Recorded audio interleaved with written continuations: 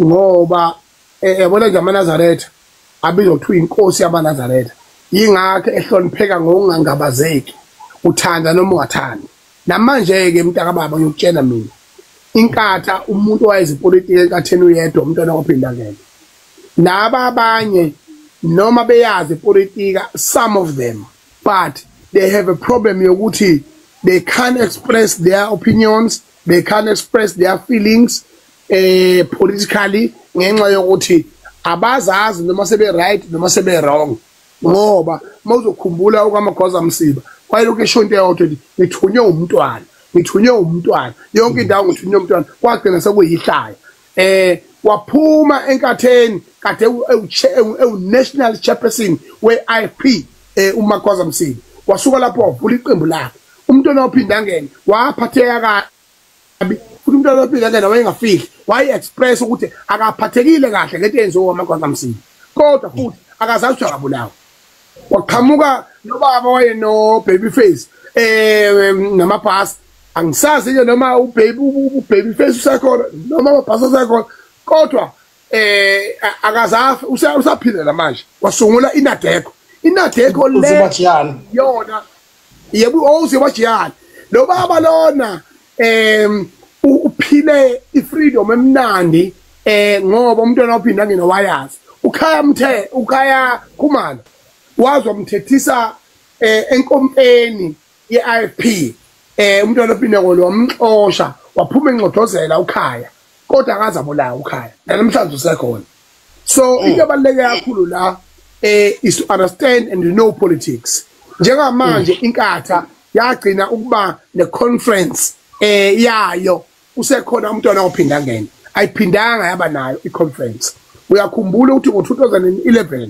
inkatha yasala nomasipala ababili okwakuwuLundi mangaphuthisi nenkandla la kuqhamuka khona uNtuli yabona yafa yaphela inkatha emveni kokuthi ngo-2004 kwakuphethe ubaba uSenzo Mchunu as unobhala jikelele kaKhongolose ila i-ANC iyangena khona ngonyaka ka-2004 ingena KwaZulu Natal ayiphethe peni umlandi wazi ngekhanda ngoba ubaba wakhe umlando so into eyenzakalayo kwethu la noma bangakhanyisa bhuti hayi ukade wonakala uNkulunkulu amosha kudala nje so and then kwalokho umntaka baba mawuthi ebuka i-ANC iphatha from 1994 kuze kuzoba u-2000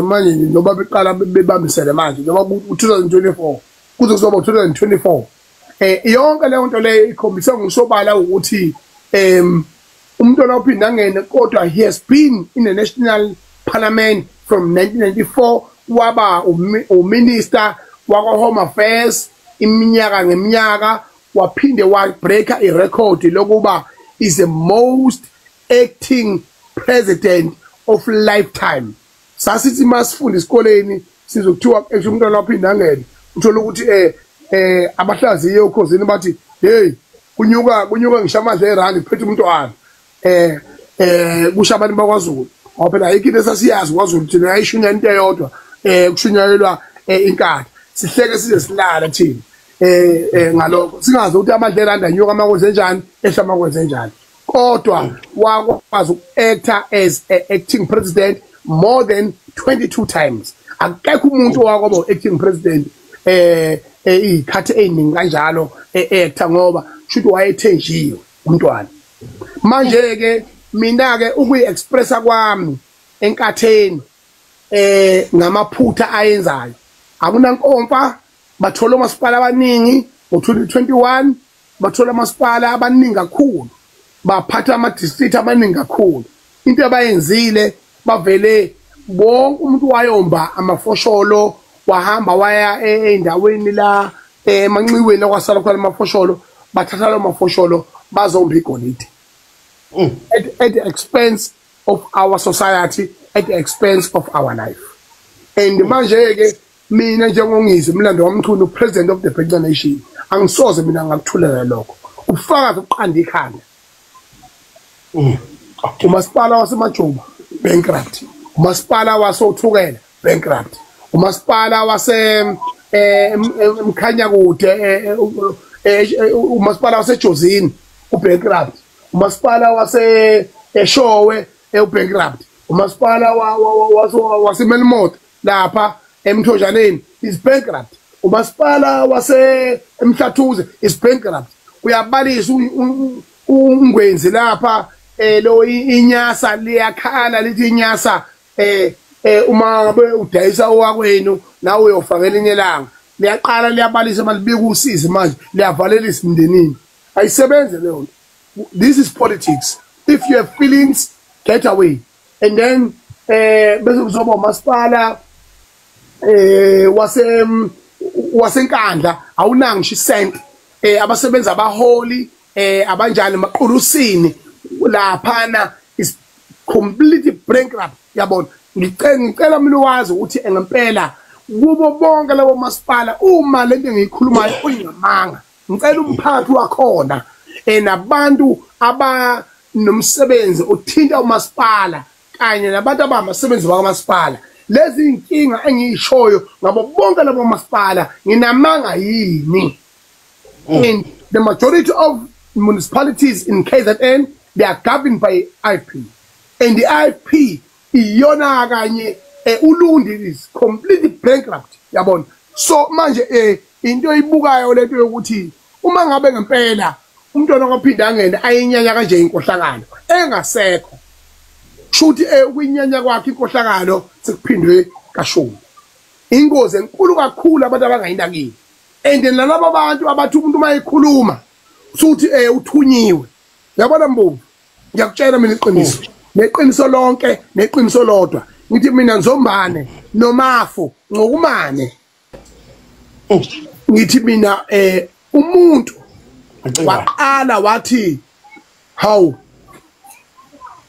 usibani uthunyiwe mayenza ukuthi okusiwazi ngayo ngani na obona ukuthi elokishini noma endaweni yasemakhaya make kwantshontshwa inkomo zesela uvala yonke imigwaqo make kwantshontshwa imoto yesela elokishini uvala yonke imigwaqo ngize ngisho amabhanoyi alidle ngisho ukudla isela ngoba isela akekho umuntu ongafuni ukuntshontshwa njengesela ngoba lathi ilona kuphela enelungelo lokuntshontsha nalabo abantu abathenga abantu ukuthi bakhulume bahambe beveza inkununu bekhuluma udoti bahambe besakaza ikiwi emahotela yonke le nto leyo lemgodoyi iyona kanye eyenza ukuthi egcine ngosuku bephenduke bezothi ungisi uthengiwe ngitheke obani mina ngasha umali emabakhethiza mafinyila baze basala netulo empilo kwaZulu Natal akaze ngizikona noyedwa umuntu we-EFF because they are the political genius, they understand politics.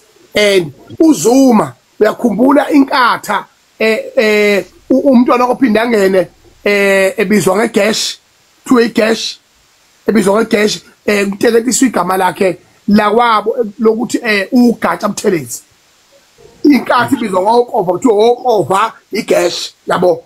So leyo nto leyo kuthuka umntwana ophinda ngene kodwa lokho akaza sukuma abantu abana. uZuma wabizwa ngomdlwenguli uthatha ishawa ibekwe ikhanda lakhe eyiswa enzwa yonke into eParliament inkathi campaigner wonke ama-volunteers enkatha ecampaigner ngokuthuka uZuma ebizwa ngesela ebizwa ngoGupta ebizwa ngomdlwenguli ebizwa ngisho nawo makhelwane bakho ntuli bethi isela uma selintshintsha iskipa la gqoka esinye iskipa ungakhohlwa ukuthi isela lelo. uZuma was smiling when uThamsanqa Ntuli esho leyo nto because he understands politics.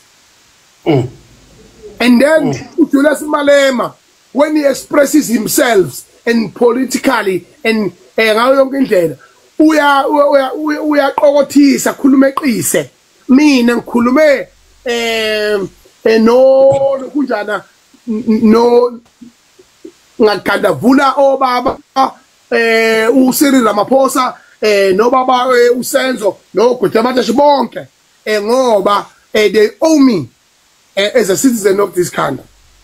But in the end of the day angazi mina ngisingeke uyanqonda ngithini.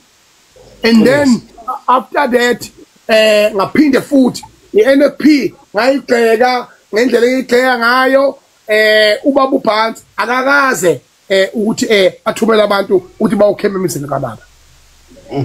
Instead of ukuthi inkatha ethi mayithi ungizwe siyamsaba uya uzosihlula ukuthi akakabe ke ithumele noma ke ama genius ayo ama political scientists awo azoba debate ama points ang invite lutho umuntu othula sizwe uNtuli ubulawayo lo hamba sengathi uplug ogesi now yabo uzoba istar ubaba umkhulekelo uhlengwa yabo.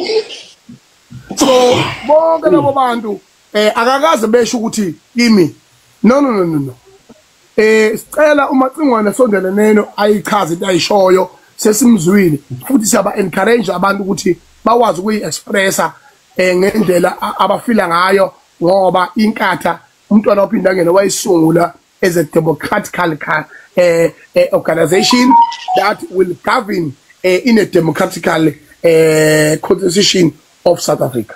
Akaze kwenzeke lokho kunalokho into yenzakalayo mina hlasela umzika baba hlasela omngami ngiyathukwa usuku nemini no points okusho ukuthi inkatha is the poorest political organization that deserve to be perished if they don't comply with the rules and regulations of this country. But personally I will never allow inkatha to be perished ngoba ngiyazi ukuthi laba abayiphethe njengamanje inhloso yabo ukuthi bayigainise bona bayiluthe futhi umntwana aphinda ngene uyoguquka emalibeni akhe. Ngakho ke therefore I will set the record straight ukuthi mina soon and very soon ngizoya kwaphinda ngene ngiyobona umntwana uphumzile ngibone inkosi uMaphikelela umntwana uzozifa ngikwazi ukubaceba kahle engikushilo nengakushilo ngikusho kumntwana uzozifa so bezokwazi ukuthi iqiniso lonke neqiniso lodwa lazeke ukuthi ikuphi ekuyikhona khona okumele makwenzeke nge-IP uma iphethwe amaluthathi kanje. iMK ngina ngilwile neMK salwa ngayibuka ngeselodwa ya complaina kodwa akaze ngizingele sidla inyama ndawonye sibusa ndawonye umnandi. That is a wisdom of politics. So who are they as IP? So but bona the only option that is left is to kill him. Is that politics? That's why I went further and further to express myself in the concerns that if they do that, they must remind themselves what happened to Israel. Wabula uhlanya lombala lo kuthiwa uJesu wabulawa uJuqulu mayibulawa uJesu lo namhlanje bathi babuka babona izwi liyabheduka kwathiwa hayi uvukile bathi babheke thuneni akho umuntu uciyiwe kanti waqhubeka impi yalwa emveni kwalokho kwathiwa hayi wafela ezolozeni bathi ngidakiwe baqhubeka impi yalwa until today. Uhlanya libulawa uhlanya luyinhlanhla. Macingwana sizwa kahle mfowethu futhi ngicabanga ukuthi sisizwe sesicaciselekile ukuthi awunayo inkinga neIFP kepha inkinga inabaholi abathize beIFP.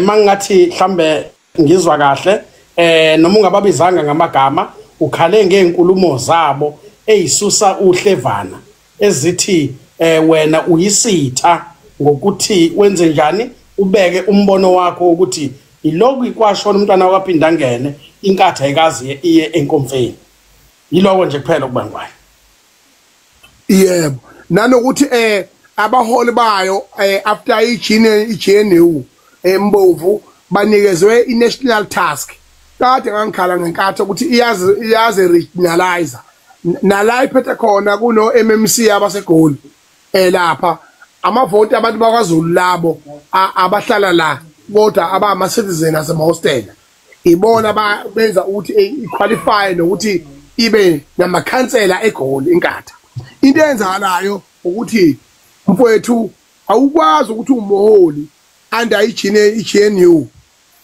kunaba onominister abawu3 abalapha enkatheni kuzoba minister deputy minister wanganoma wa public health memo wabani lo transport hayi national ubaba inkosi sembongo nobuthelezi yabona yes bese kuzoba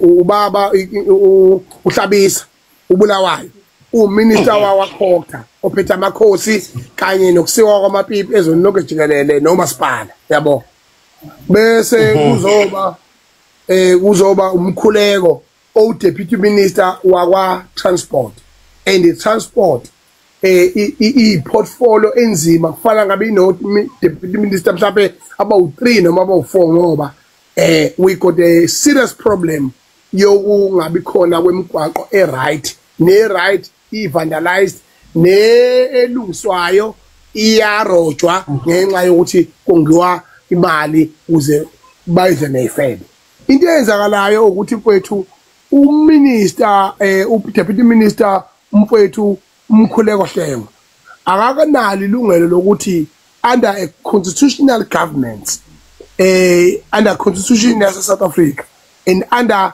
the code of conduct oyokusebenza aphinde under i-constitution yeqembu lakhe national spokesperson deputy minister of transport member of parliament under oath azothi mina we want to officially declare Ngizwe Mchunu as the #1 enemy of the IFP. Therefore, all the members of the IFP should treat him so. Kuzeka Mpanda. KwaZulu leyo nto leyo is a declaration of war. So manje, if I was stupid, I was going to respond exactly as his words, because he is the mbu. So manje and he don't know nothing, yabona. So he don't know politics. So into eyenzakalayo uthi because I'm the leader, I can't sell my soul for nothing. So all I'm saying, ngilandele imithetho sekelo wale liswe ngalakwezwe ngayomvulela iqala kanye nalabo abantu ababechaluza emzini kababa njoba ngenza ukuthula sizwe. So manje bona if they are politically angry, it's not my business.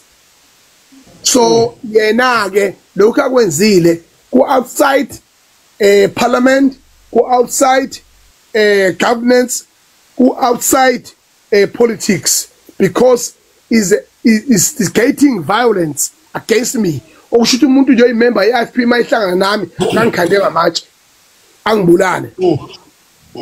Futhi yena mayithi ngi-enemy, there's only one thing ezwa kwi-enemy.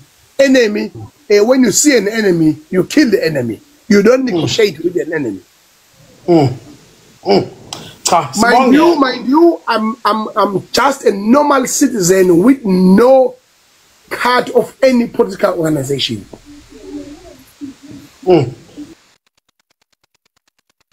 Baba, sibonge Macingwana. Sisizwe sesizwile ukuthi ingxabano noma udwesho likhona lusuka kuphi but lusemazwini aqhamuke ebuholini lapho declare khona ubaba uMacingwana njengesitha seqembu lokho okade kumenzela amazinyo abushelilisi kakhulukazi kubalandeli beIFP for no reason. Kodwa ke siyajabula ukuthi uzoya enkosini yakabuthelezi ukwazi ukuthi uyolungisa lolu daba okubonisayo ukuthi awunanxa neqembu lenkatha kepha abanye babaholi babo abahluleke ukukhuluma into efanele bayayikhuluma. Siyabonga kakhulu baba Macingwane. Sizocela uthatha nje noma abalaleli abayishumi ukwazi ukuthi uzwe uvo lwabo ukuthi bathini bona kulesimo mase siyayivala awunankinga naloko baba Macingwane. Haya anginankinga nalokho mhlawumbe ebengakunxusa ukuthi kubalaleli abakhona njengamanje abafisayo ukuthi ngimbone umntwana okwaphinda ngene uMaphikelela mhlambe bengakuveza umbono wabo mhlambe ngama like nje ayimillion lapha maye ngafika ku-1,000,000 ama like lapho kuwena bethu ku-account yakho ngeke ngilibeke mina kwaphinda ngene ngoba lokho ngikhulumayo mina ukuthi ngikhuluma into mina eseyinhlizweni zabantu namalungu amaningi ayifisa ukuyikhuluma lento kodwa angenawo amandla ukuyikhuluma nangenayo indlebe yokulalelwa kodwa futhi ophela ngaphakathi. Ngakho mina ngizokhipha lonke leli gazi labantu abaningi be-IFP abophele ngaphakathi. Ngithi mina sekuyisikhathi ngeke sivume neqembu lomntwana. Mina ngihamba mina ngifike ngibe uMongameli lapha ngoba lezi inoko lezi eziliphethe lapha uthathe leqembu kube nami mina ngenza into okufanele. Yabo. So ngicela ama like nje lawa awu1,000,000 abathi angimbone umntwana uZuzifa uyinkosi yakwaphinda ngene abathi nje angimbone ngicela ukuthi lama like abe 1,000,000 wena ubukhubeka futhi uthatha abanye abantu. Macingwana siyabonga. Nangu ukaMageba siqinji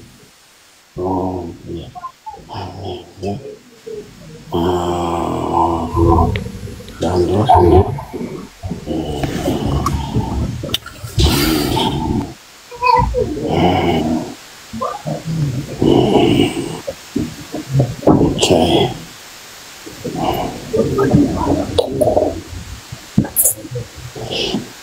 Okay, siyasothatha ishumi. Okay. Mana bazonela nje kunentamo engaka nje bazonela abantu abale ishumi lapha.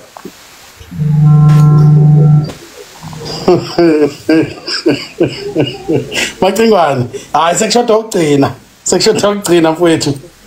Asithathe nangu Sontshikazi. Right. Sinibingelele.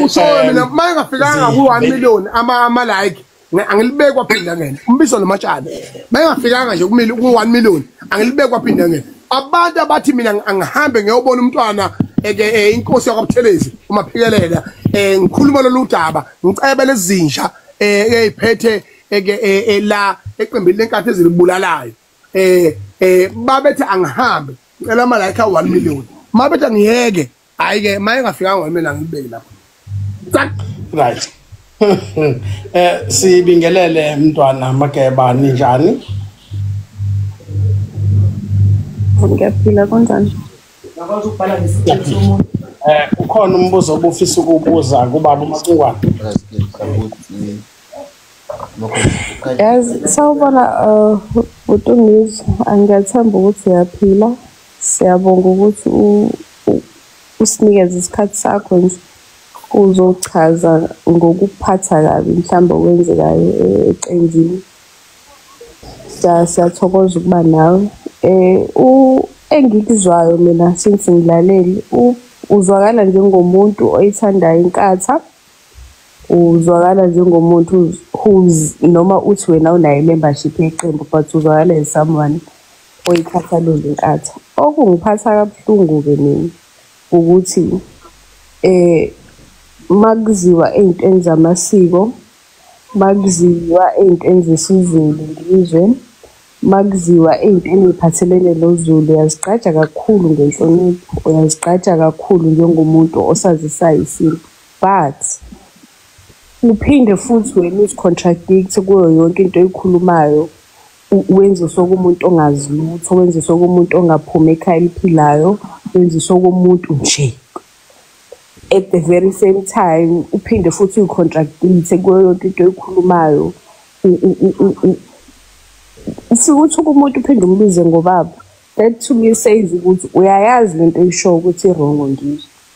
Because njengamanje la ukhuluma ukuthi wena izinto ezenzakala enkatheni zikuphatha kabi nomongameli wakho ohambisa kwe robot uphinde futhi wena lapho uzombiza ngoba bulawayo. How do you insult a person at the same time refer to them in a respectful manner? That says to me ukuthi kwawena uzazi ukuthi umiphi, and you're not understanding ukuthi umiphi i-argument yakho iyiphi, and uthi wena inkatha bekumele ize kuwena izokutshela ukuthi inini conference or ama rules and regulations ubani ngizwe eqenjini. The IFP has an NEC, has a national council, the highest decision making body of the party okuyibona benza inqumo eqenjini bayazi ukuthi conference inini. Why bekumele kubizwe wena ngizwe kuzochazelwa wena ukuthi kwenzakalani eqenjini or i-conference inini? Mana Ntombi ngiyabuza qeda baba sengiyaqeda nje ngiyacela kancane. Kusiphatha kabi thina njengamalungu eqembu ukuthi udicelela isithunzi sikamongameli wethu phansi. Siyamhlonipha lo wababa yabo ngoba nawe umbiza ngobula uthi ubaba uhlabisa. It's because even if ngabe awumthandi umyeni womuntu lo more than anything ake sibeke eceleni ipolitics uganiwe nawe ngizwe nabafazi bakho abakuhloniphayo naye uganiwe unomfazi wakhe. At the end of the day unomuzi oholwa wuye aphinda zoba umongameli weqembu lenkatha. We respect him. Can we at least give him that much respect? Awukwazi ukubiza indoda yomuzi wayo uyibize ngerobot no matter ukuthi you despise him kangakanani. He's a human being. Uma unezinto ongayithandi ngenkatha ngizwe, you could have at least written a letter, or you could have at least used the platform yakho that has so many followers. Wenza ivideo ukhulume kahle njengoba kade ukhuluma nje ukhuluma izinto ezenziwa omasipala benkatha ezingakuphathi kahle without having to insult abantu. Esinenkinga nakho ngizwe is the fact that awukwazi ukuzi-expressa without including ama-insults. Noma ngabe kukhona okuyikhona okukhulumayo asisakuzwa thina because kugcwele ama-insults esikuzwayo kuqala inhlamba esingeke size siyivume. Mana Ntombi phela qeda sisa mana Ntombi mana ke Makeba Mbomvu ngicela ukumphendula kafishane ukuze sithini ngabanye abantu ithuba. Okokuqala nje Ntombi ngiyabonga kakhulu ukuthi ungene ukhulume uyi-express. Okwesibili ngizokuchazela ukuthi kwi-nature ye-leadership emoqala uyokhankasa ushiya umndeni wakho wonke in the normal leadership bavamise ukuyenza leyo nto abaholi masebekhethiwe bahambe beyohlangana nabo nomndeni wabo uchazela bathi noma ngabe yini enizwayo ngami noma ngabe yini enizwayo ngami anobuza mina futhi ningaphatheki kabi ngoba sengumholi wabantu futhi abantu abahlukene futhi la sisempini yepolitiki ipolitiki namaqembu ahlukene nama expressions ahlukene. So in simple terms abona mawuqala nje uthi wena ubulawayo unomuzi nomndeni mina njengamanje we are not discussing family here, we are discussing issues of the country, we are discussing democracy, we are discussing constitution of this country, and we are discussing the code of conduct of parliament. So mawongitshela umuntu ubulawayo amabhano yakhe mangasikhipha manje mina from the member from usomlomo weparliamentary kazolonke no PA wakhona ebuke la authorized khona ukutravela kabulawayo ukubuka ukuthi traveling yakhe nama bodyguard akhe labo bonke abantu bakhe, and the majority of his travel 80% is KwaZulu. So leyo nto leyo, is it fair for South African people? Is it fair as a national minister of COGTA, as a national minister ukuthi uyanini le ko Northern Cape, uyanini le wakwambona. So manje ke we must not fool each other here and hide with insult and lokujana and lokujana. Mina yebo ke intamba nginayo impela abafana bendla mazi kodwa kumnandi ngithuki nje ngazingeli mina ihlamba ngina impela kodwa ngithuki nje ngazingeli manje ke I'm the really politician in the forest. Macingwane omkhulu asithathe wesibili sizompaka lapha ya umyeza soqhamuka ngezantsi ngizocela umyeza ube number 3 asithathe lapha ya uChakide base ngene umyeza Awudlalwa la Chakide ngiyabingelela ithimba lonke likhona la kwipanel ba Macingwane Chakide ngamgololo ngisemnambithi ngokuhlala mfowethu ukuthi indaba engibuka uyikhuluma mfowethu awuzikhulumi njengomuntu okuyipolitiki akusho ukuthi umuntu maye kuyipolitiki Macingwane akajivazwe awukwazi ukubiza umuntu oyilunga lomphakathi nakuye ukuthi uyahola umbize ngomgodoyi phambi kwethu akasiholayo uthi siphatheke kanjani thina and okunye ngicela ukuveza Macingwane ungathi uhlaziya inkulumo kaHlengwa ukuthi uthe shona wena ukuthi uHlengwa uthe bulawa nini ngoba inkulumo yamavideo akho buwenza uthi inkatha ithe bulawa iphuma umkhankaso wokuthi wena bulawa kodwa ngikuzwa uba specific ekutheni ubulawa kanjani ubulawelani ukuchaza ukuthi hayi yona weChakide lento ikhuluma ubudomu nje isiphukuphuku afanele aba ungene ngisho ungena la ngoba ukhuluma uphukuphuku la sikhuluma iprinciple sikhuluma into eqondile la full sex isiphukuphuku phuma njengamanje ngoba njengamanje wena la zonqetheza wena we campaign you against izwe you are not against the principle you are not against ukuthi wena izwe liphethwe kanjani noma sipala kanjani awukhulumi ngama issues esikhulume ngawo la njengamanje uhleli lapho nje umnagezi imbongolo uqashe phansi kwesihlahla emveni kwalokho ke lapho kunenkinga eziningi lapho zamanzi nama water tank ahlela emakhosini Macingwane ngicabanga ukuthi into iqale ngenhlamba hayi ukuthi hawu akithi uyayibona ke Macingwane ukuthi ilahle kapi kuwe ilahle abantu awubani iqondile you owe me when someone owes you you say fuck up hayi Macingwane hayi isebenze leyo okay angifuna ukuvula idialogue la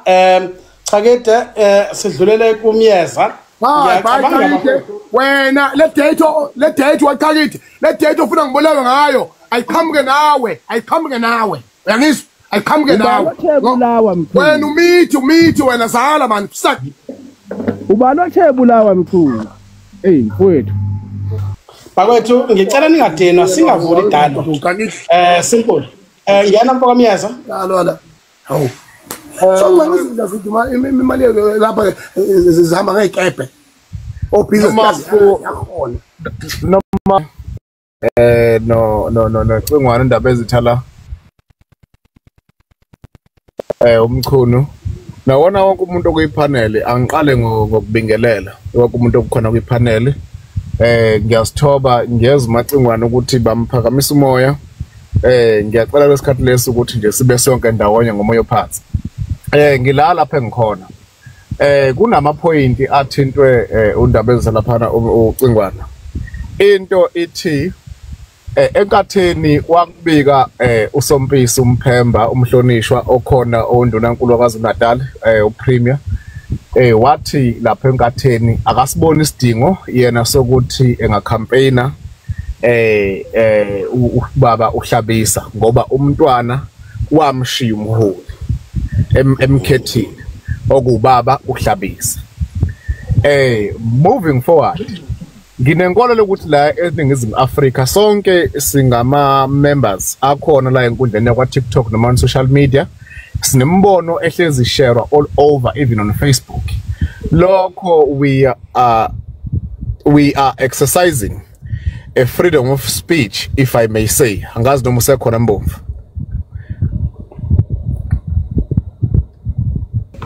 ngisekhona mfowethu qhubeka all right so ngakho ke nalo laliphi iqembu elikhona nginenkolelo ukuthi kumele siphefumule ngalo uma namhlanje kuzobula umyeza ukuthi ukhuluma baba against mhlawumbe ANC noma MK should nakusasa kuzobula omunye nomunye kade ekhuluma into mina enginayo engiyibona ukuthi wrong ngondaba ezithi umchundo onayo awukwazi ukubiza abantu ngemsuni yezinja nemgodoyi ubafuse gise abaholi. Angikwazi ukuthi Mbovu ngikholwa kuwena kodwa bese ngikubiza ngomsuni wenja noma ngomgodoyi noma ngana. That is absolutely wrong.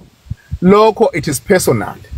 Moreover, moving forward, uma ngabe abaholi bengenzi kahle mina ngokusuka kwami ngise KZN, although I'm based in CP naseGoli, kodwa iningi lezinto ezenzakala eKZN angikho happy ngazo. In 2021 2022 KwaZulu Natal iqembu elabamba inqwaba yomasipala kwakuyinkatha.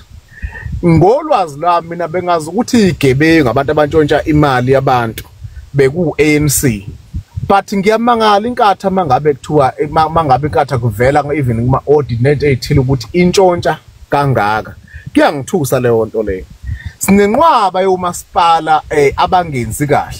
Into mina engiyaziyo ngenkatha Mbovu phambi kwamehlo ami ama toilet, imbewu, into zamakhosi nemembeso nokuthi baphana inkomo nezimbuzi ubuholi leadership ekhona. Kubhlungu ke eKZN inkatha iqala exista after 2004. Not ukuthi after 2004.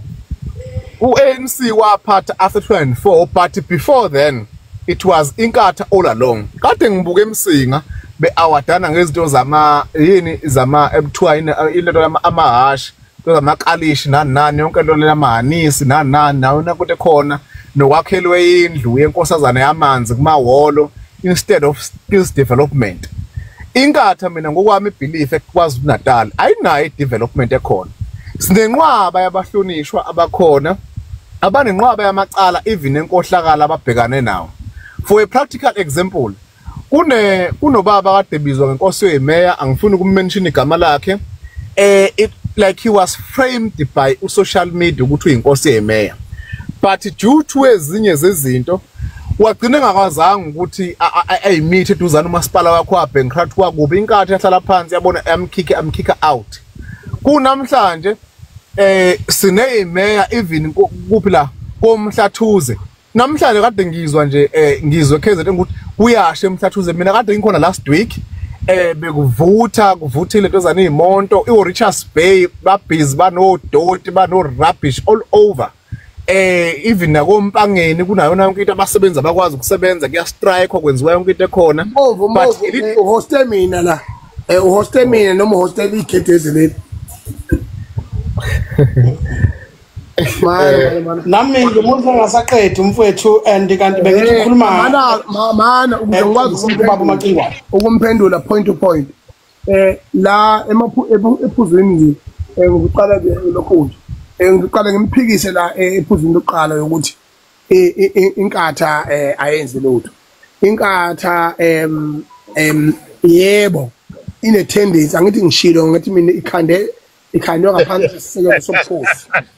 Inkatha ine tendency ukuthi njalo ngayikhala kudala ngawuthi njalo ihambe sijinge nenkomo njengoba amakhosi emaningi angaya mangathi iphethe inkomo idatha la kwaZulu yonke indawo kamasipala shima ngabe ihambisa intuthuko nje mase kuthiwa closing remarks isijingi sekuthi unezimvu eziwu10 ezonikwa induna namakhansela nenkomo ezonikwa inkosi. So manje ke leyo nto leyo ayisize umuntu leyo. So ngaze ngathi mina ungcono makuthiwa yenziwa esigabeni sokuthi kube khona umuntu inkosi eyodwa esuke imele leyo district ngaleso sikhathi. So into ebalekile njengamanje is very important mfethu ukuthi inkatha yabona mina ngokukhuluma iqiniso lonke iqiniso lonke into ekuthiwa intuthuko nje nokuthi kube khona umehluko emphakathini wangakithi esaqala ukubona nokwazi ama-artist adumile nentuthuko ogesi namanzi ngakithi yabo noma egqoza kodwa saqala ukwabona nenkatha kuphethe uThamisanqa Ntuli. Lokho sakubona kwenzeka babephethile omeya baphambilini abazange bekwenza. And then after uNtuli ngakhala futhi sehambile ukuthi Ntuli ushiye phandle washiya phandle ngempela futhi namanje kuphandle yabona. So and then leyo nto leyo angifuni ukuthi mina ngiyisize lesekandla ngithi angiyibonanga into yanconyaza nconya ngisho nawo umongameli uqobo uZuma engikhumbula ngomunye unyaka sikwase kwancamalala ethi hey yabona ngikwenza konke emhlabeni kodwa hey hayi bangishiyerisele abaphembu uNtulu nomlando wokuhlula uZuma endaweni yakhe ngisho ukuthi wakhankaselwa iwadi yabo yagcina isala newadi yakhe kuphela uZuma leyo nto leyo ingumlando omuhle wenkatha bese ukuthi lapho ondini eziningi izinto ezenzekile ezinhle ondini nentuthuko ezenzekile kahle ondini futhi okwesibili during iunrest ilooting yenzeka yonke indawo kodwa ithema ngabe sisikaza undi umntwana kwaphinda angena wagijima wavuka elele emashidini akhe ithunikala engumuntu omdala wahamba wayophuma ngomnyama wathi bantu bami ningayenze leyo nto wathi ngiphuma ngalesikhathi ngimdala wathi ningakwenzi lokho undi lavikeleka leyo nto leyo mina ngonyaka ozayo so far ngayinikeza mina ukuthi undi in a name and a respect of umntwana waphinda ngena must remain so nami ngayiphi indlela kodwa okunye nokunye sisazodebate siye phambili bese uzothi ke lokho kushiwo umyeza la esangana ekhuluma ezenza ehlanganisa iuniversity lobutsizwa angabazi engaqhathwe indawo ngithi mina inhlamba nginayo impela kodwa ngithuki nje kazengile uyangizwa ngithini and then you lose respect and honor immediately when you leave your house and decide to be the member of the society and the community. And then immediately emveni kwalokho uzokwazi ngani mina ukuthi ngikhulise kanjani futhi wena uzwami ubuza ukuthi wena wazala ubume njengashi wena ukhuliseke kanjani wena uhlawuliwe awuhlawulanga kodwa ngiyingxenye yelunga lomphakathi angithi udinga ivoti lami so okusho ukuthi fanele wena uaccept anything any fire that comes in you yabona bese uma kukhona la ubona ukuthi hayi amagama ngiqisekile you can't go on public as a leader and express ukuthi ngiphatheke kabi ubanethi kanti ngiyindoda ngiganiwe washo wacima you are not a leader you are not even a father you are just a nonsense yabona so uma umholi ukhuluma ukuphila kuphelele uexpress ukuphila kuphelele bese emveni kwalokho bese umbizela eceleni lo muntu lo uthi hayi banokithi hayi la kwaZulu inhlonipho ibalekile 1 2 3 and 4 and 5 kodwa mfana mqhubeka ngoba yonke into yakho uyiexpressa kahle hayi lento ukuthi mina njengamanje semkose lokuthunya uphuthu ngithunya uphuthu mananga abantu bafuna ngithunya uphuthu mina ngibabiza ngobaba ngabiza ngabanumzane ngibabiza izinja macingwana mhleli Bingelele baba ekhaya. ba Hayi anginawo baba maniki bekithi nje akudlule ngibingelele lapha kuba bacingwane ngisho ukuthi hayi kuyazwakala khona baba ukuthi hayi umoya uphezulu baba phezulu ngempela kodwa asesithi bacingwane ungawunyusi kakhulu baba umoya ungawunyusi kakhulu bo yize noma bekujijele ngamatshe ungezansi wena zama ukuqondana nabo ube sisigabeni sabo ubheke ukuthi baba bakwenziswa yini lokho abakwenza yize nasi nangale mana njengamanje mfowethu mina ngizwe umuntu ehemelayo awuphendula ama issues la we are dealing with issues can you answer issues and point to point yabona please manje angithandi uyahema uyamassage kumassage la sikhuluma ama issues can you get on point bro mama ucingwane angibenge ngehlele ngezansi kungazi kunyuke asifaka omunye baba rock ngathi seyasaba urock lwazi inkosi angibona umbovu ngibingelele nechunu lapho uzaka cha wembovu mhlambe mina nje ngizoba mfishane nje ibe straight Inkathi iqale nini ukubona ubaba uMacingwane ukuthi uyi-enemy number 1 yenkatha? Because ubaba uMacingwane siyamazi thina eNingizimu Afrika naKwaZulu Natal ukuthi uwumuntu onje. Zolo lokhu ubaba uMacingwane kade akekho umholi angamgxiphi. Izolo lokhu mina njengelunga le-EFF kade ethukana nomholi wethu. Bona abaholi benkatha laba ngisho imeya zazi imfake uMacingwane kuma status bejabule behlangana Zulu. Akunanyasa lazoba nomcimbi la eKZN. Namhlanje mangabe ubaba uMacingwane eseqonda ngqo kuye inkatha isimlabelisha as enemy. I-wrong inkatha ngale lesa statement sikamkhuleko Hlengwa si-wrong. Fanele asilungise ubaba uMacingwane umkhulumeli wabantu abangakwazi ukukhulumela naba i-membership abazothi bayakhuluma benkatha abathole sebenamacala eqenjini. Mina nje ngithi baba uMacingwane up lapho qhubeka lento yenzayo yabavula abanye abantu amehlo phambili Macingwane. Nakwethu ngiyabonga kakhulu mfethu. Mbomvu lensizwa uma ukuthi lamagama akuphila ewakhulumayo akahle ayi angisho mina ukuthi inkundla yokuzwa ungconywa kwami la. Kodwa umuntu mayeza la ngeza namaphuzu. Kodwa ngiyacela ukuthi lamagama akhulumayo maye ukuphila hayi alize lenye imilo hayi Rock lenye imilo mabe kusho ukuthi ukhuluma impaduko lombhemu asiyekele yeah Rock nami kobe ngimpaduko kanye naye angathi no Rock uselele mbatha faka abanye baningi ba requesta la oh angathi ngempela laba sebesabile eMacingwane cha ngeke besaba yebo sa shuthi wena Macingwane unenduku embi they are covered hayi awuthi sibathatha abanye mawuthi awukakabi nankinga ngicela ubathathe ngokona phasi sivale kodwa basivale singalishanga imiliyoni lesibili okusho ukuthi cha yonke lento ngikhuluma mina bekuyimpaduko nje yeah yonke lento ngikhuluma ongena ucela vali mic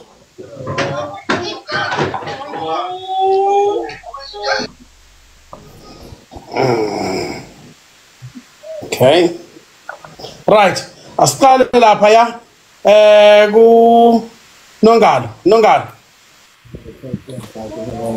Sawubona baba ngizokala kakhulu sawubona baba ngizokala mfethu uMacingwane he's a political disaster he doesn't know into ayikhulumayo uyagxeka nje njalo uthuka inhlamba so ayikho indaba yakhe serious ngiyabonga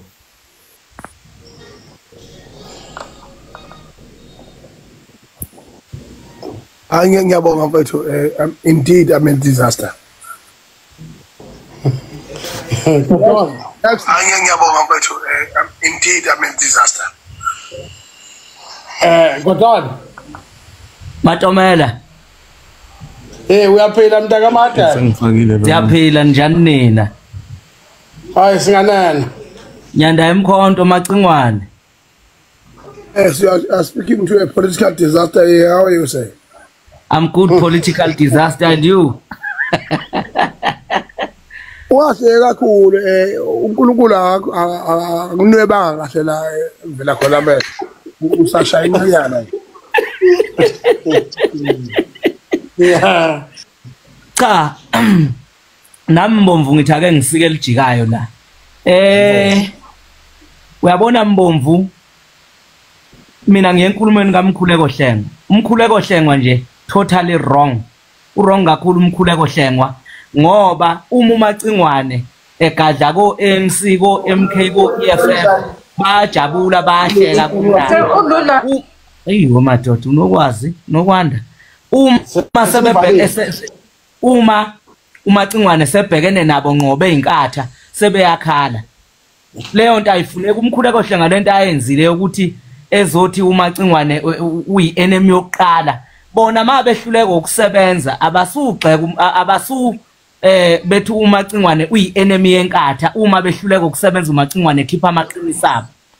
Engikusho ukuthi ngeke uMacingwane ekhulume ngalendlela le. Uyabona nje akufanele ngabe njengoba thina silapha eMsinga kuthiwa kusenento esikhala ngawo sinama toilet nga4 emzini yobaba bazi ukuthi mabengena befaka ama toilet dolo lwamanzi babafaka umpompi kodwa amanzi uMacingwane lento ayikhulumayo ukhuluma iqiniso bayehluleka dismal abasuka ukuthi mabehluleka bese belokhu befuna ukuvala uMacingwane umlomo ngezinye indlela vele inkathi yahluleka yehlulekile uhambe lapha lapha ebaqulusini bolile phuhlu umasipala wakhona baningi omasipala babolile uMacingwane nje ukhuluma iqiniso ayikho into abalokhu bemkhomba yona ngeminwe belokhu bezomtshela ukuthi uyabheda kufuna uthunya uphuthu umuntu nomuntu nosuku lwakhe lokuhamba emhlabeni madoda anisuka ukuthi manitshelwa amaqiniso umuntu vele ongafuna ukutshelwa iqiniso akakwazi ukukhula ingakho inkathi ingakhulu ngoba ayifuni ukutshelwa iqiniso uma ibheda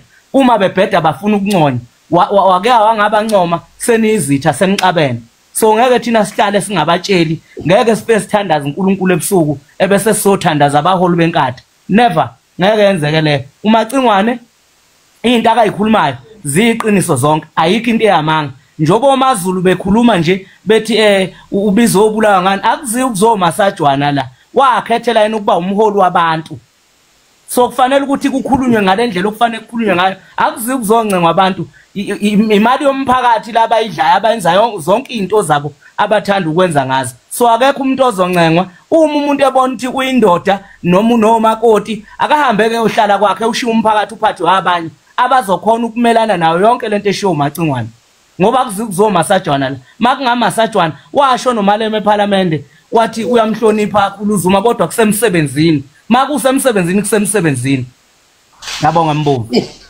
Sibonge Kotole Macingwane ngiyabonga kakhulu mfowethu ukubekile nokubo kubekile kuyilungelo lakho futhi okwesibili mfowethu nawe Ncukumane iqiniso kufanele simele la ekuthenini ngempela lento yama feelings abantu abayazi politics lento yama feelings yogcina kumngakho nasenganeni zakho that's why ngisho emsebenzini makuthiwa there's something happens in his or her family ekhulula with immediate ekiswa ngisho umshini thiwa ushayele obunye umuntu bese lo muntu lo ephuthuma emndenini ngoba umndeni ubalekile futhi awuhlangene nasemsebenzini umsebenzini awudiscuss ama families abantu basemsebenzini bamenya wena mawuganwa bamenya wena mangabe ufile bayimema bona mangabe wenza izize kweme kodwa into ebalekile njengamanje it's very important ukuthi we must differentiate politics family issues the societal issues and feelings so definitely this is politics and then inkatha ufakaza ngo kodole ukuthi yakhelwe ngaphansi kobukhosi manje yonke into eyenzakala khona kuyakhothanywa woman Bonani kukhuluma manje umama owazi inhlupheko ake ngibingelele ngokukhethekile kwichuno nabakhona ku panel cha wechuno ngiyabingelela mama ngiyabingelela mama mambali ngithakazela uMasibeko wakwaMthembu ngiyathokoza kakhulu mvanase umnisi Mvula nakho uyabona webafetha kisilikhulu imeni iqiniso uyabona lento yokuthi okokuqala nje ake ngibonge indlela olithathe ngayo lolu daba lokuthi ungalwe naye ngalendlela enza ngayo lo mholi wenkatha kepha umvulele icala ngushayela izandla lokho nguthwesa uphaphi futhi asikho isidingo sokuthi umuntu uma evakalisa uvo lwakhe bese kuthiwa uzobulawa njengamanje the whole South Africa siyazi ukuthi anything can happen kungizwe emlando omchuno sesiyob amehlo ethu asebheke ngqo kulowo muntu loyo which is totally wrong angaphinda yenze le nto leyo futhi nje sesikubhekile okunye ke ngiyacela abaholi benkatha laba abangenzi kahle abangamosheli laba benza kahle. Thina la iGoli sinomholi sino MMC wenkatha umlungisi Mabaso wenza kahle kabi. Wenza kahle kabi umlungisi Mabaso, si happy ngaye. Kuze kuthi manje sivotele inkatha ngicela uvali mayi. Kuze size sifisa ukuthi manje next year sivotele inkatha ngendaba nje kaMlungisi Mabaso uMMC wenza kahle. Bese ngithi mina endaweni yangakithi thina le vela abaholi benkatha Nkosama benzi kahle. Gijimani nelapha eMondlo kwa Block D emadressini niyobona imhlolo ikhansela bathi umakati alenzi kahle namanje saze sabaleka seza la iGoli sazofuna impilo sisaphuza amanzi nezinkomo alenzi kahle umakati akenzi kahle emadressini eMondlo. Kuyiqiniso ungizwe mayethi abenzi kahle kuyiqiniso bona abafundi ukwenza kahle bangaphoxi laba abenza kahle. Thina la iGoli si happy ngoMMC umlungisi Mabaso uye sidonsela ukuthi sivotele inkatha next day kodwa laba bangenzi kahle basiphoqa. Ngizwe Mchunu ngikuthulela uphaphi ngithi ndodana wenze kahle wamvulela icala pay kwakhe si South Africa sibhekile anything can happen to you zizokhala ayikhale sengishilo bye bye. Kakhulu mama zizokhala ngempela futhi mina anginankinga ukunikela ngegazi lami uma bona bebona ukuthi ukuphila kwabo ekusegazini lami kodwa umntana waphinda ngeke ngayivumele yonke kodwa futhi angibesabe futhi manje ke awukwazi ukuthi ekuhlasela ekunikela ukuthi fana bese lokhu imhlonisho akibona umhlonishwa izinja I still repeat ngizombufu izwa kahle amaqingwana kwekwantontoni when someone give you fire you can't give him flowers. You give them fire back. Yes. And I fight twice and 10 times. Wekwantontoni mina nginomlando okuhluleka. Umbongo. I want to say this on record. Anginomlando okuhluleka. Ayimsho njalo ngihambe ngo. Tobo. Umlando okuhluleka. Nathi mza. Cela ungazana.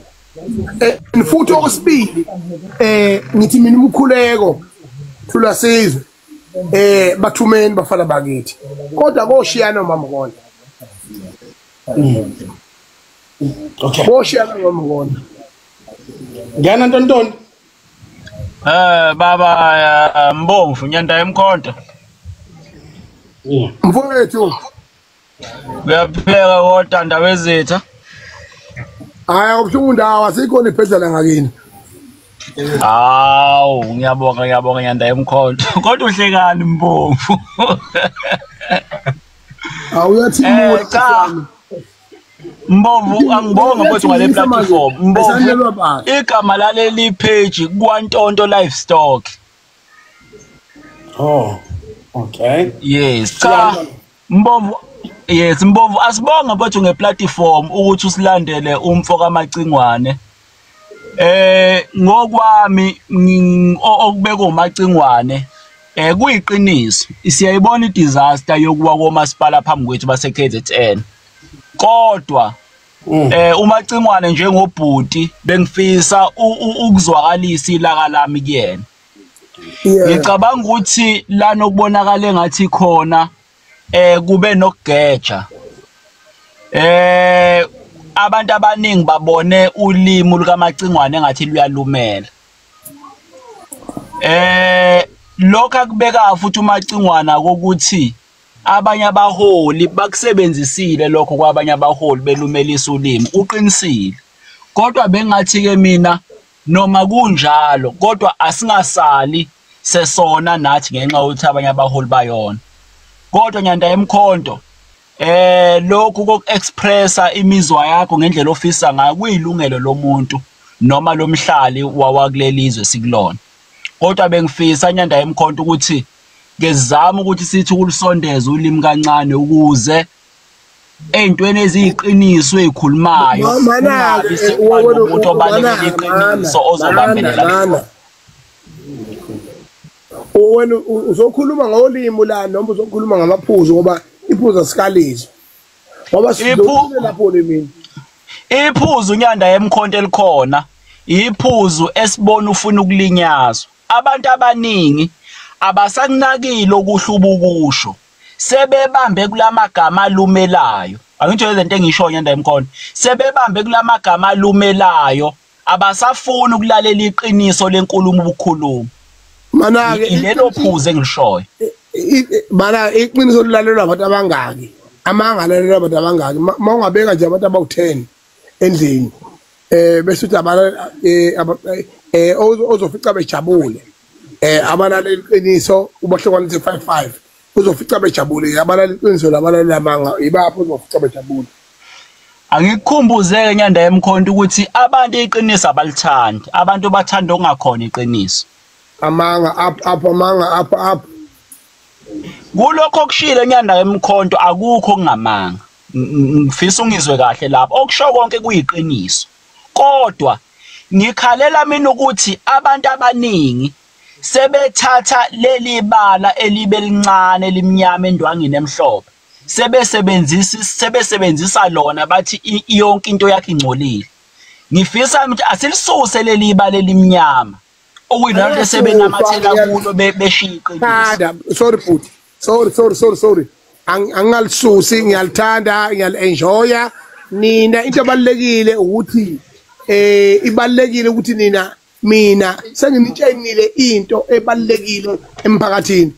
Lento ayishoyo yipi into esiyisolvile ezintweni ezingama issues omphakathi. Lento ayisho njengamanje nje.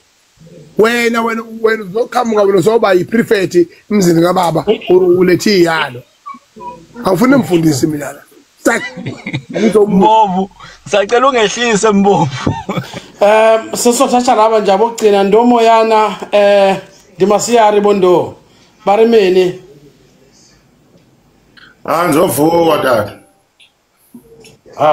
Nda.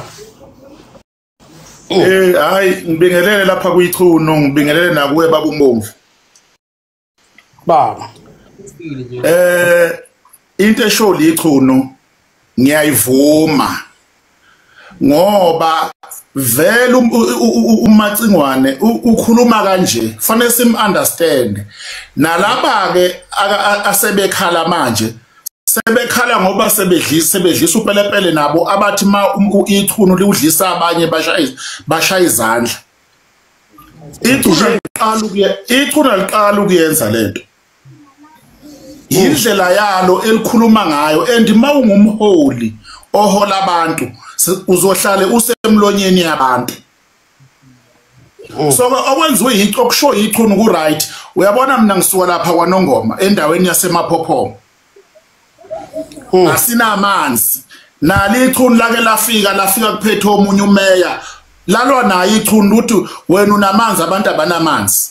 Ichunu leli lilwa nemeya khona lapha kwaNongoma. So bangathi ke bona ichunu selibhekene nabo face to face ebese bekhala bethi bazolithuma uphuthu. Ichunu lithi lenkatha le elihluphayo lingavotelwa siza kungayivoteli vele leyo nkatha leyo ngoba vele ayisenzeli lutho. Uyabona lapha eGoli la isihlala khona sinali ikhansela ade khuluma ngalo omunye umama lo yamfo uyasebenza uyena ofaka abantu othandweni lokuthanda inkatha ngendlela asebenza ngayo. Asisho ukuthi zonke izinto ezenkatha zibheke eceleni. Inkatha ihlupha ngento eyodwa, yona yazi ukuthi mayinakelela induna namakhosi iqedile. Thina abanye abantu asenzelwa lutho. Buka amadolobha aseKZN angcole kanjani, buka kwaMashu kune issue yekhansela abalifuni. Nathi lapha emakhaya sine khansela nathi asilifuni. Bonke labo bantu laba benkatha. Inkatha yona inuka amakhwapha, ingakho iseKZN kuphela, ngeke iziphathe kwamanye ama province ngoba naseKZN yehluleka ibe no 17%. Abantu baze bawovotela iMK nje ngazi indaba zayo inkatha le ebheda. iKZN ibolile yonke ngendaba yenkatha. Emva kwalokho bathi bazothi ichunu alithunya uphuthu. Ngeke sikuvume lokho ngoba vele ukhuluma kanje. Utheni mayisekhuluma ngabo bese bethi badeclare uyi-enemy, vele bayambulalisa, vele bafuna ukumbulalisa. Uma lifi ichunu aliyobuzwa ezandleni kaMkhuleko Hlengwa, aliyobuzwa kwinkatha. Hayi sizwa kahle. Siyabonga kubaba umoya. Terry Phila. Clean governance. Mana mfowethu ungamfaka loyo ngoba sesovala mfowethu sesa ekewukeni. Kodwa ngicela nami ukuthathayisa ngiyathayisa kulensizwa ngiyelame nje ngezibusiso ukuthi uNkulunkulu ayigcine ngoba siyabafisa abantu abakwazi ukucwaninga bejule.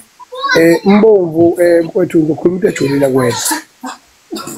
Uyangizwa Mbonvu? Macingwane. Ngithi mina kuwe Mbonvu into ejulile kakhulu la eyokuthi mina umhlaba usongifundisa ejulile ukuthi baningi abantu abahlaniphile abanembono ejulile.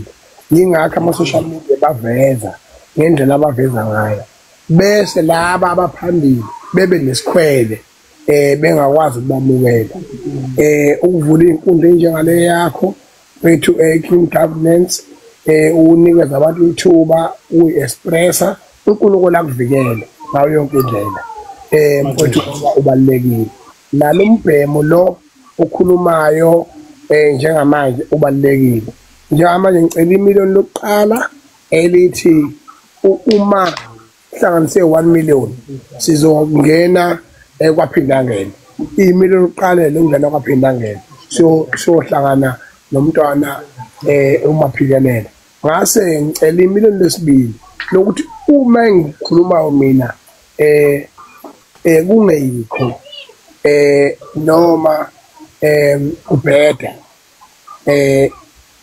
asafiki kwimiliyoni njengamanje sibheke kwimiliyoni lesibili ngicabanga ukuthi engane wethu nawe lento ufuna uyijulele ngoba wena ukho emidlalweni awukho emahlayeni usenkundleni yokukhulisa isizwe labantu nje abawu-5,000 abasibukayo njengamanje nabazosibuka kusasa nakusasa leyo nto leyo ikhombisa ukuthi ibaluleke kangaka into esiyenzayo mntaka baba.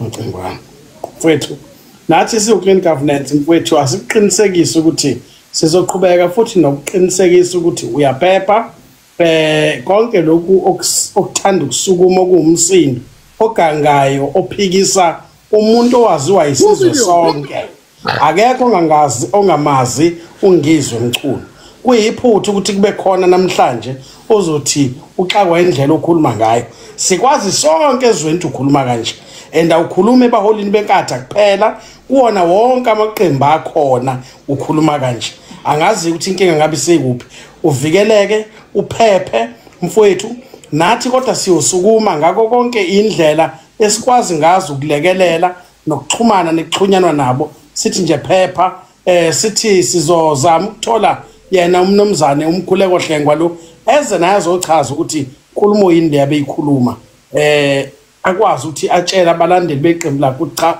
bakwethu inkatha ingaphazamisi ukuphepha kababa uhlengwa nanoma inini. Siyabonga kakhulu kababa uMacingwane. Siyabonga kakhulu Chune Lihle. Siyabonga mfowethu inkosi ikubusise ikuvikele. Ngiyathoba kakhulu kodwa laba obusubafakile obalayini laba u2 mhlawumbe ukwenhlonipho nokwesintu asibanikeze ithuba bobabili bese sivala mntaka baba. Macingwane. Terry Phila. Mbomvu. Ngiyabonga kakhulu. Ngibingelele kuwe Mbomvu nakuwe baba Macingwane. Cha mina nje ngizosika nje ejika ngifuna ukuba mude. Into eyenzakalayo umkhulekelwa Nhleko ube wrong. Ngizokubeka nje lokho ngoba yena uyi-leader ye-political party. Ukuthi ekhipha amazwi okuthi umuntu obona ungizwe we-IFP emdeclare ungizwe njenge-enemy kuwo wonke umuntu oyimember ye-IFP. That was totally wrong. Mangabe uleader kwi-public into ebalekile izinto ezisho ngabantu kuwena uyithathi personally but into ebalekile okumele uyazi ukuthi into esho wena komunye umuntu iba personally. So ngibone ngathi lo mholi ube weak akakhombisanga kuba a strong politician bengamele eze ekhiphela amazwi ngoba uma ngabe ungizwe ngalimala njengamanje vele abantu abawubheka abantu be-IFP.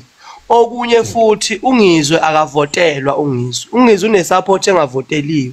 I-IFP sadinga abantu abazobavotela. So awukwazi ukuthi umuntu ongasiyo ngisho imember ye-political party kodwa nje oyi-public influencer ngambeka kanjalo ungizwe. Bese wena umdeclare njenge-enemy uthi kusasa uzovotelwa ubani.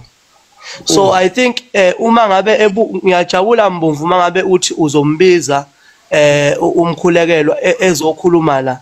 Into okumele yenze ukuze ekline igama lakhe nela-IFP kumele nje axolise.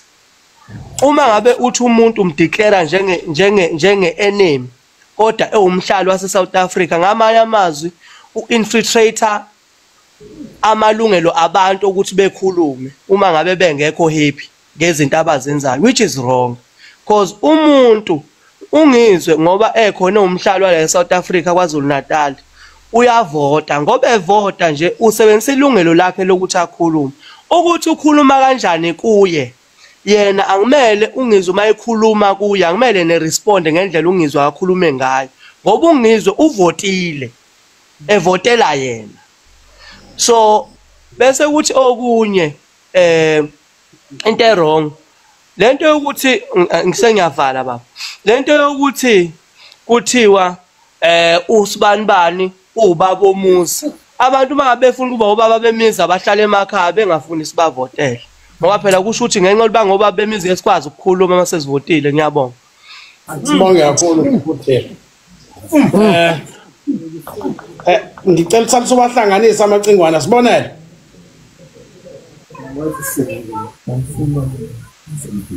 Bonele. Wesibonele, hayi angathi usibonele usengenwa amanzi emadolweni macingwana. Siyabonga nangwe ngane. Ngibingelele kwipanel. Yeah. Ngibingelele kwipanel. Niyaphila kodwa? Yeah. Amen. First and foremost, la ngizoqala khona mina ukubuza ukuthi ubaba ungizwe mkhulu ubelonga kuyiphi i-political party. Uyabo. Since if he knows his political history, kwabuyazi ukuthi iqembu iNkatha Freedom Party usiphuma kini. Lana into engibonayo mina uMacingwane is being used. He's a puppet. Khona abantu abamenzisa ukuthi oppress umholi weNkatha. Lokho kwenza uCingwane yena akaza iveze ukuthi ubelonga kuyiphi political party. Why ekhuluma ngepolitiki engayona ipolitician? Yebo futhi ngiyabonga futhi ngiyabonga futhi yebo futhi ngincane futhi selobhala nje Macingwane akwazi politician Macingwane angikwazi ipolitician and why oppressor iqembu lasekhaya kwaZulu Natal. Yebo futhi ilokho nje ezokubuza kuwena Macingwane why iqembu lasekhaya kwaZulu Natal ubuyazi kahle mana futhi manje ubuthi ngemhlonipha kakhulu bengicela ukuthi mhlawumbe naye aqale ukuze ngikwazi ukumphendula kahle naye ayichaza ukuthi uyiliphi i-political organization ngabe singamphendula. Ngiyacela bhuti ngiyacela ngiyahlonipha kakhulu amazwi akho makhulu kakhulu. Ngaphambi mina I belong to iNkatha Freedom Party lona qembu esiqiniso ngalo. Angizwa bhuti angizwa ngale ekhaya. Oh, but we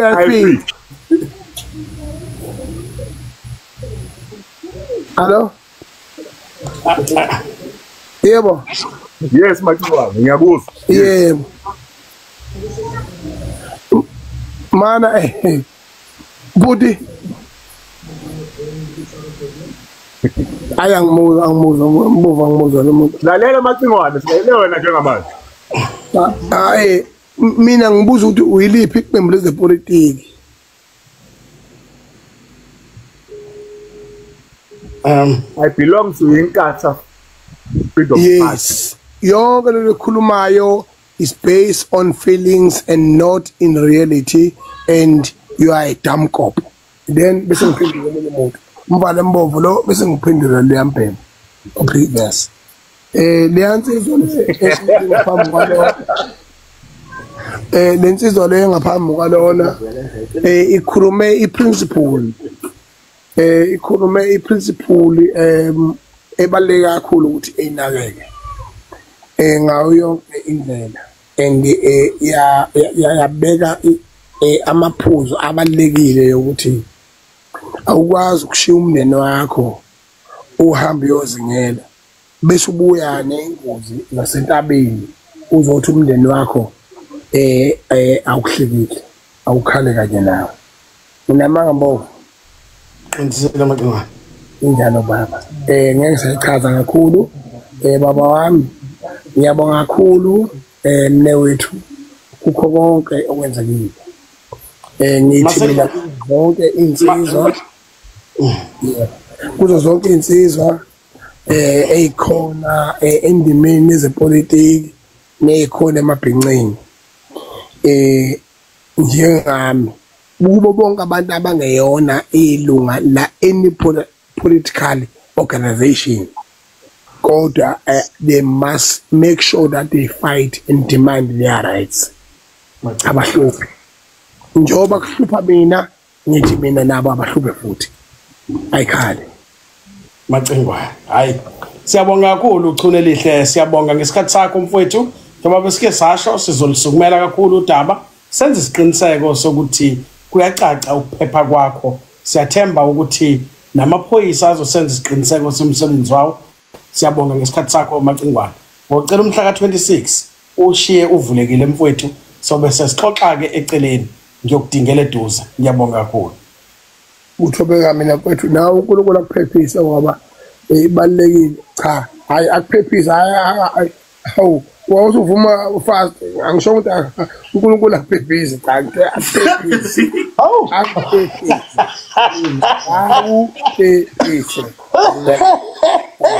ngifuna mina uNkulunkulu ezinto angakwazi ukuthi a-instine kuyona ibesiyenzeka hawu kumacingwana siyabonga mfowethu inkosi kubusise siyabonga kakhulu nangama likes angaka uNkulunkulu akubusise ulale nomusa chule lihle siyabonga mfowethu ngiyabonga kakhulu.